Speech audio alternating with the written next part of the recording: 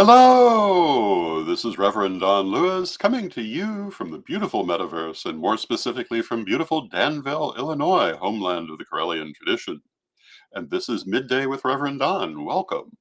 And as you know, if you follow Midday with Reverend Don, you can type your questions or comments onto whatever platform you happen to be watching on, assuming that you're watching live, and it will show up here in my chat room, and we can talk directly.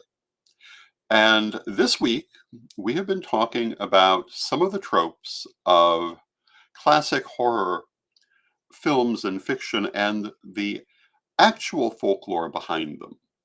And today, our subject is zombies. And years ago, in fact, 19 years ago, I did a series called The Interactive Grimoire. And it dealt with some of these same subjects. And there was, oh, and hello to Janet in the chat room. It's good to see you, Janet. There was an episode on zombies, in which I discussed them pretty much exclusively from a folkloric background. And I was amazed how many people were upset that I didn't discuss them from a science fiction background. So I want to start by saying that the trope of zombies is particularly interesting. We talked about werewolves and vampires, and in both cases, how these stereotypes have drastically changed in the modern world. And hello to Reverend Mary in the chat room, and hello to Renee in the chat room. Um, in the case of werewolves, the modern werewolf mythology is largely invented by Hollywood in the 1930s and 40s. In the case of vampires, the transformation has come over about 200 years, starting with Varney the Vampire in the 19th century, which was based on the character of Lord Byron, and kind of started the suave and sophisticated vampire image, which is not at all how vampires had been looked at earlier. But in both cases, these were long established subjects in folklore, even if they'd been looked at differently. To some extent, they both go back into antiquity, although usually by the time that you get back before the Middle Ages, they're substantially different again, with vampires, for example, being thought of in the terms of vampiric spirits, not particularly associated with human bodies in the ancient world, but they took on this more modern format, at least by the Middle Ages, and possibly in Europe, they may have already been thought of as revenant corpses earlier than that. Hello to Janet in the chat room. It's good to see you, Janet. Um, with zombies, however, the change that has occurred in how many people use that word is far more drastic. Traditionally, the term zombie, in a folkloric sense that most people would be likely to be familiar with it, and hello to Christine in the chat room, and hello to Arlene in the chat room, was associated with the island of Haiti and the practice of the Vodun religion in Haiti. And we'll come back to talking about that in greater detail. But in the 1960s and 70s, beginning with the movie the Night of the Living Dead, a very great change happened to the definition of zombie. And it came to refer to really to any creature being controlled from outside. And hello to Steve in the chat room. So, for example, today you'll hear about zombie viruses. We're expecting the great cicada awakening here in Illinois soon. And one of the news stories is that a number of cicadas are, and Rev Grandmama Raven, hello. And she says, horror films changed everything. Yes, they did. Absolutely. Um, but the idea is that some of these cicadas are suffering from a zombie virus, which takes over their body and forces them to do non-cicada type of things. And you hear about this also in some other insects. But this is a very new meaning of that word. Again, it was the Night of the Living Dead that began the change, because in the Night of the Living Dead, the horror is around the idea of bodies risen from the dead, controlled by a space virus. And hello to Jade in the chat room. And eating the flesh of living people.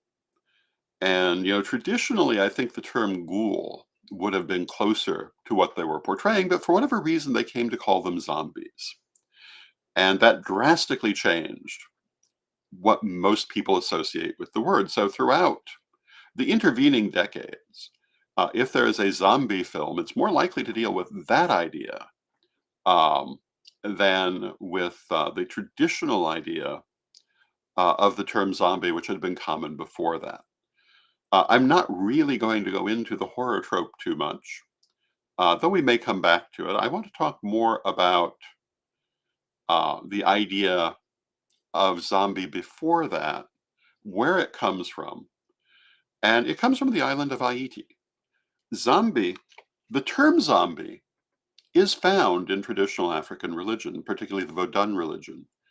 Um, and you will encounter it in a variety of sources, notably the New Orleans Vodun queen Marie Laveau had a snake named Zombie that she danced with on ritual occasions. But the meaning of that word zombie in this context is not the same as you'll find in Haiti. Um, the term zombie means something to the effect of spirit and is used more or less the same way that we use that term in English, to the best of my knowledge. In Vodun, there are a number of deities, particularly Danbala, who are portrayed as serpents. But the term zombie, I think, is very widely used, or was, um, referring to spirits in general. In Haiti, however, things took a very different turn.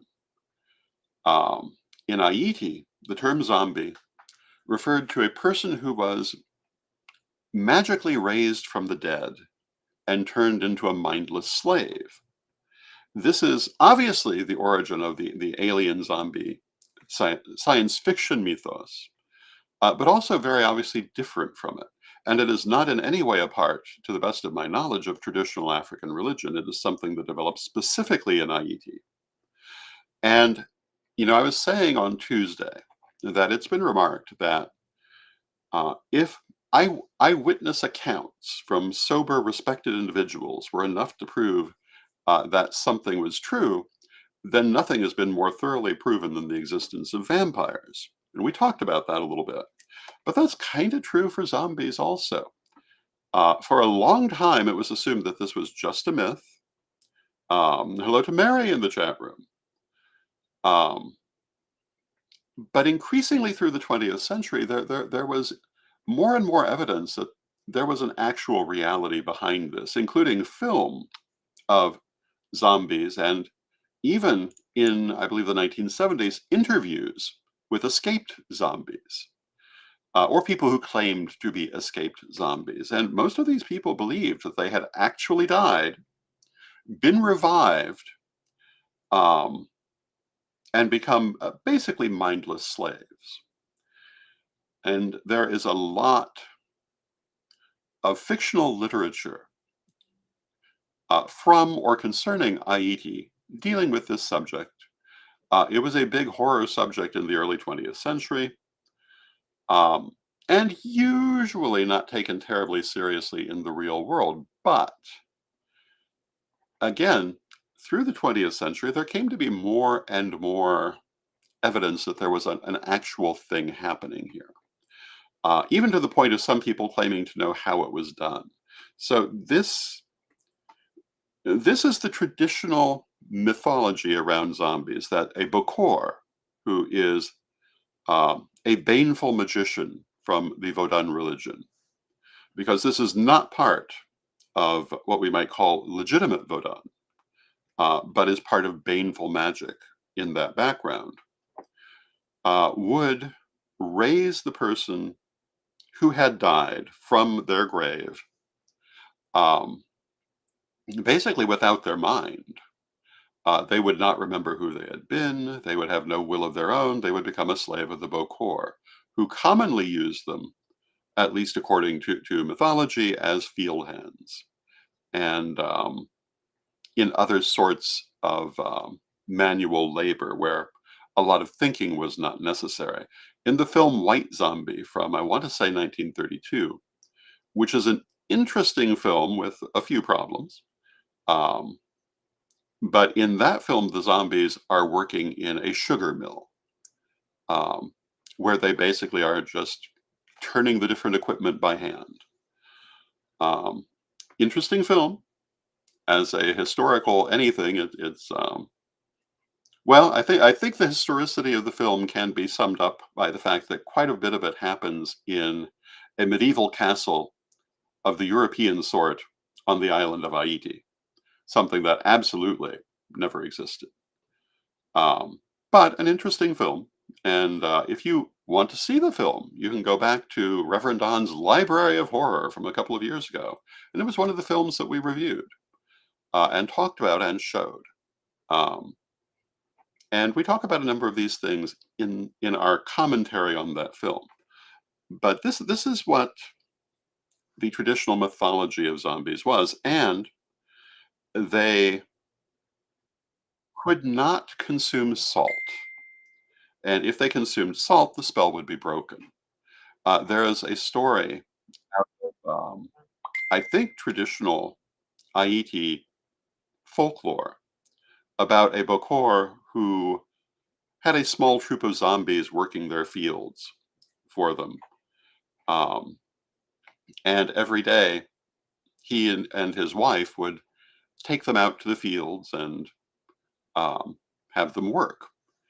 And one day, the wife was left alone with the zombies and um, was moved to pity in watching them. They seemed very hungry, they seemed very sad, and she happened to have with her um, a basket full of food, including some sweets, and she decided she would be nice to the zombies and give them some of the sweets, not stopping to think that the sweets included salt as part of the recipe. And the zombies woke up, got upset, and went away, as you would imagine. But of course, this is obviously mythology, except, again, there were a lot of people claiming to be eyewitnesses. And in the 70s, there started to be film.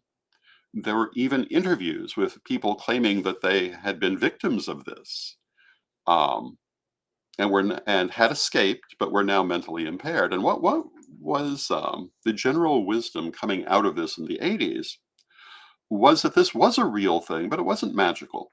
It was caused through drugs.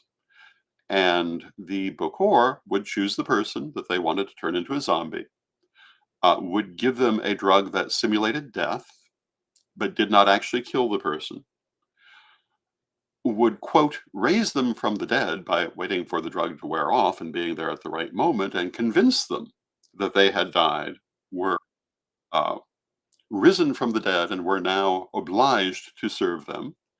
And the drug also tended to destroy a great deal of their mind. And they would then go forward in this state of bondage. Those people who later claimed to have escaped from this were mentally impaired, but had not been in their previous life, and tended to uphold this idea. There's a wonderful book called, I want to say, The Rainbow Serpent, and it was also made into a movie about a Western. Well, I shouldn't say Western because Haiti is part of the Western world, but an American researcher going to Haiti to try to find the way that this was done and claiming to have found it, um, and wanting to patent it, I believe, as a drug called Zombinol, but that obviously did not happen. One of the people researching this claimed that the recipe used to effect this transformation involved the serpent, and Rev Grand Mama Raven says, the serpent and the rainbow. Thank you. The book is The Serpent and the Rainbow. And it was claimed to involve the venom of the pufferfish, which is common around Haiti, and various other things. As far as I know, there have been theories as to how this was done, but it has never been actually um, deciphered. But it does appear that some of the Bokors in Haiti had actually done this thing. And whether it's still a thing, I don't know. Haiti has gone through all kinds of political changes during my lifetime. There has been a great deal of persecution of the Vodun religion. Currently, Haiti is, after our rebuilding it, quote, in a state of pretty much total collapse, which frequently happens under those circumstances. Um, because it appears that our rebuilding it was basically a number of moneyed interests lining their pockets, who didn't really do that much for the island, um, and left it in a state of total political chaos.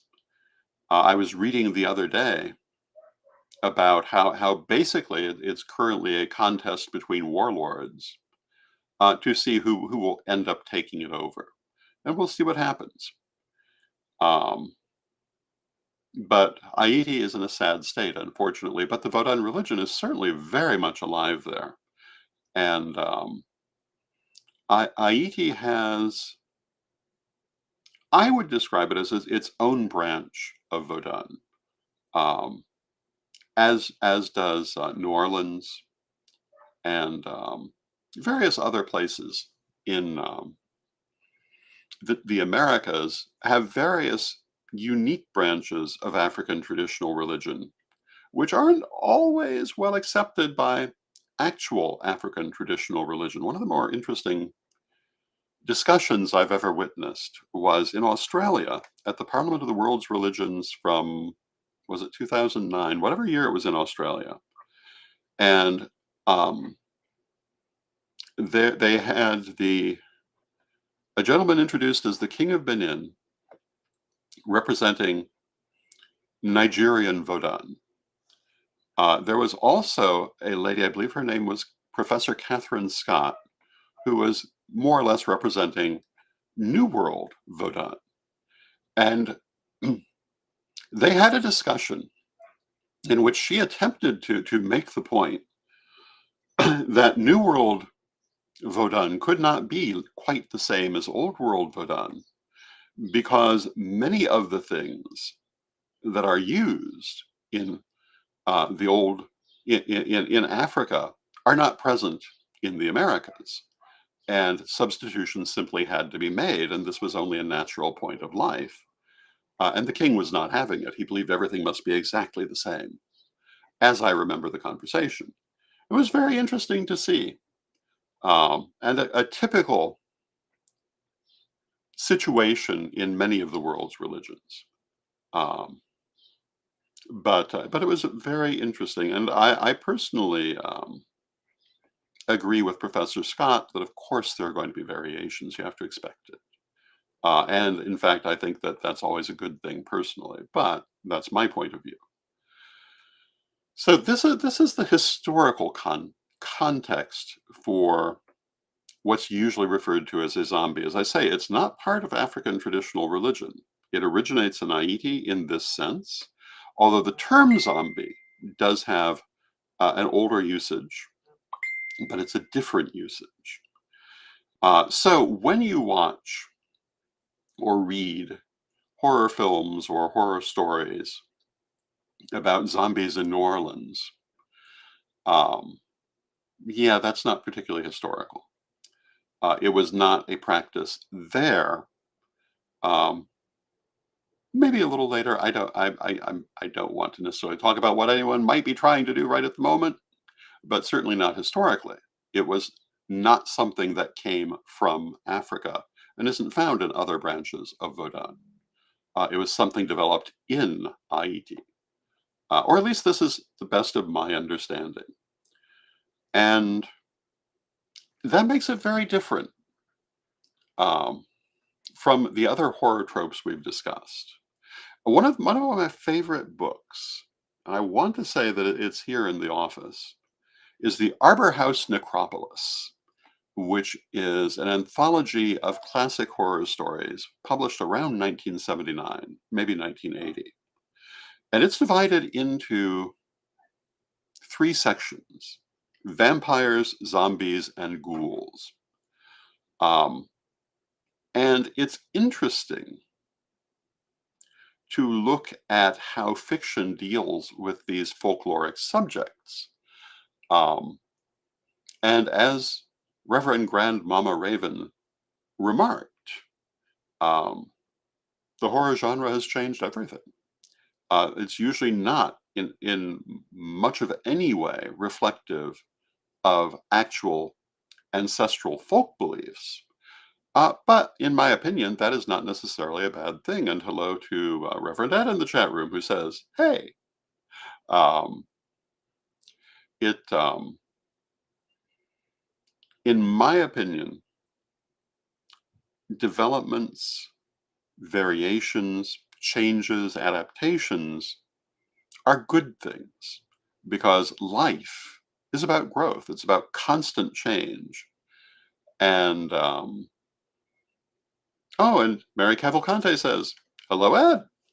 Uh, and I think that those people, and you encounter them all the time, especially in the present, who want to treat religion as a fly in amber, or want to treat mythology and folklore as flies in amber that must never change or develop, are very wrong-headed. Because the truth is, if you can't change and adapt to your present day, you're simply going to die out. The old European beliefs about vampires, for example, um, have very little use in the modern world. But the idea of the vampires we discussed on Tuesday has drastically changed and is very important in some aspects of contemporary culture. Never mind that 1,000 years ago, people would not have, have recognized this idea of a vampire as their idea of a vampire. Maybe somewhat related, but drastically changed. But this is also true of everything else. Um, one of the movements that often likes to give the impression that it hasn't seen a lot of change is the Christian religion. But the truth of the matter is, if you were to look at the Christian religion as it existed 1,000 years ago and look at it today, there are similarities, there are continuities, but it's vastly different. And I think that's true for every religion. Of course it is. How could it not be? Because people change, their lives change, their cultures change. Of course, things develop and change. Um, one of the things that I always used to take exception to, if you remember Jerry Falwell, he was a leader of the so-called New Right many years ago. Um, and he loved to talk about the historic Christian religion. And every time that he would do that, the thought would occur to me, why are you mentioning this? You're not part of the historic Christian religion. The sect that you belong to is only a couple of 100 years old, and what you do doesn't resemble what traditional Christianity did. Um, it's very interesting to see how people will simultaneously go ahead and make the changes and the adaptations, which are good, and pretend they didn't do it. Pretend that they're still doing exactly what was done centuries ago, when much of it actually was very different. And I think this is also a really big issue in the metaphysical community, where people from certain backgrounds really want to treat everything as received information that must never change or be adapted, when in fact they've already adapted it tremendously and continue to do so. Um, and so I think part of what I would say, relevant to the subject of zombies, is that all things change, all things grow, and if certain areas have a different definition of things, terms, practices than others, every area is different. As as Professor Catherine Scott was attempting to say to the King of Benin, if you live in Haiti and you want to do plant-based magic, you have to use the plants that are actually in Haiti. It doesn't matter that your grand ancestors in Africa would have used different ones if they don't grow there. Um, and I think this is a very important point. And Christine in the chat room says, one thing we can count on is change. And you're absolutely right. As I look back over my own life, uh, there have been constant changes. There still are, and I know there are many more coming. But this is part of the mystery of life, part of the wonder of life, and ultimately part of the joy of life. Though sometimes you have to get a little past the change to see the joy in it. Um, but really, um, it is part of the joy of life. And Steve says, excellent point. Thank you, Steve. I think that, I saw someone bring this subject up in connection to the idea of using sage for purification by smoke or sensing. Sensing or purification by smoke is an ancient and virtually universal practice. They did it in ancient Egypt. They did it in ancient Greece. They did it throughout European history. Um, if you go into, for example, a traditional Christian church and you see the priest swinging the incense, that's sensing. That's purification by smoke. That's why they're doing it. Exactly the same as we do when we cast our ritual circles in theory and largely in practice. But a lot of people in contemporary, um, the contemporary Americas will use native plants like sage rather than expensive imported things like frankincense. And some people object to this, but I do remember someone bringing up the point, well, why wouldn't we use what's native to our area? Um, People have been doing it for millennia. They just used other incenses. And there are many incenses other than sage that are perfectly appropriate. And I think that we'll see continuing change in this practice, but what I don't think we'll see is a cessation of it. I think that, and in fact, I would like to see a wider range of different sorts of plants used for this purpose. And perhaps some of the more traditional ones coming back into fashion. When I was being trained way back in the 1970s, sage was not used this way in the background that I came from. That was something that came in later, basically as a fashion. But did we use smoke for purification? Absolutely. Um, and it was used in a variety of ways, but definitely to cleanse a ritual space, to cleanse a person. This is a very traditional practice, and a pretty traditional practice everywhere.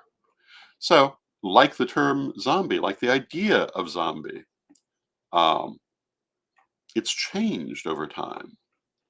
And we can either be all upset that things change for no purpose because we can't stop the change, or we can embrace it and make the best of it. And that's my attitude because change is always going to happen. It may not always be the changes you'd personally want to see, but it's going to happen. And like I say, it's best to use it as best you can in going forward because things will change. Things will develop. And I've always said, when I return to this life in my next incarnation, I would be shocked to find Corellians doing things exactly the same way they were doing it in my lifetime. And a little disappointed because I would hope that they would continue to grow, continue to develop, and continue to change. Because that is what you expect to see. That's the sign of health. That's the sign of life.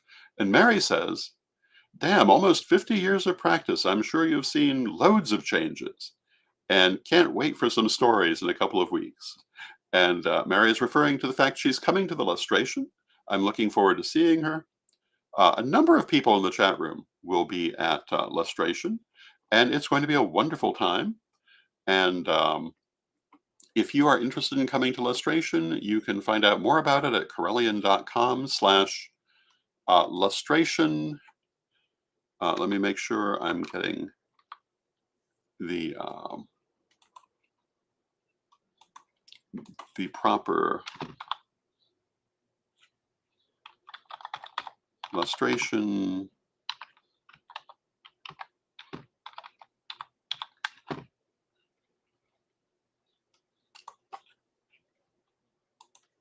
Don't want to give you the wrong address and send you the wrong place. Well, you can find it at Corellian.com. You'll find it under the buttons on the side. And Corellian.com/lustration HTML, I believe will get you there.